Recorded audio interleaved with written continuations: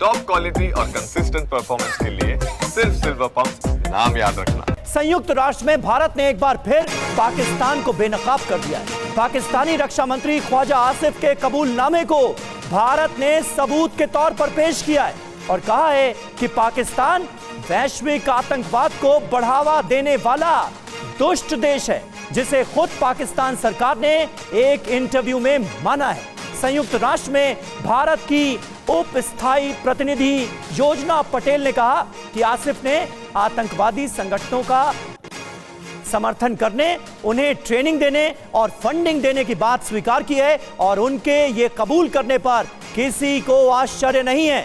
भारत दशकों से पाकिस्तान प्रायोजित आतंकवाद का शिकार रहा है और हम आतंकवाद के पीड़ितों को हर संभव न्याय दिलाने की कोशिश करते रहेंगे।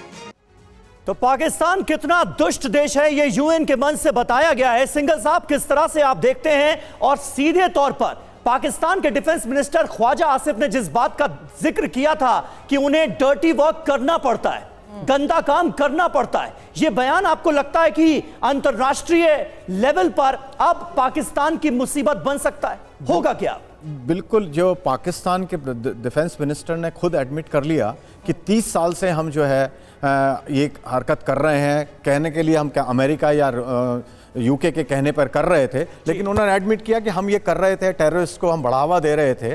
तो एक ये स्टेट उन्होंने एडमिट किया कि हमारी ये स्टेट पॉलिसी थी।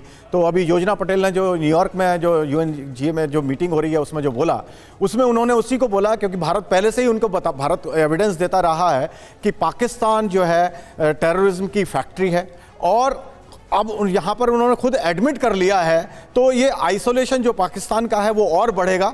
और जो टेररिज्म की जैसे अभी जो एग्रीमेंट वो चल रहा है, टीटी के ऊपर बात हो रही है, कन्वेंशन इस पर टेररिज्म की, जो पाकिस्तान और चीन उसमें बहुत डेफिनेशन में टेररिज्म की डेफिनेशन पे जो झगड़ा कर रहे थे, अब उनकी स्थिति उससे कमज़ोर होगी। और मेरे विचार से कि इंटरनेशनल जो लेवल पे पाकिस्तान आइसोलेट होगा और जो कन्वेंशन जो इतने दिन से रुकी पड़ी है एग्रीमेंट, वो उसको जो है उसके साइन करने में मेरे विचार से बहुत आसानी होगी। बिल्कुल बिल्कुल सही बात है। और इस इंटरव्यू के बाद याल्डा हकीम जो कि एंकर थी स्काई न्यूज़, उनसे मेरी खुद बात हुई और वो भी हैरान थी और उन्होंने मुझसे एक बात कही, सुरभि, कि मुझे यकीन नहीं हो रहा है कि आखिर हम किस तरह की दुनिया में जी रहे हैं जहां पर एक हुक्मरान, पाकिस्तान को रूल करने वाले लोग ये मान रहे हैं कि हाँ, हम आतंकवाद में शामिल हैं, हम आतंकवाद करते हैं, उसको पालते हैं, पोसते हैं। तो ये उनका रिएक्शन था। हालांकि इसी रिएक्शन के बीच अब पाकिस्तान खुद अपने ही लोगों से कैसे घिर चुका है और किस तरीके से विरोध खुद पाकिस्तान का हर मंच से हो रहा है, इसको लेकर आगे भी बड़ी खबर आपको दिखाते रहेंगे। एक और बड़ी खबर, क्योंकि शहबाज को नवाज शरीफ की नसीहत के बाद अब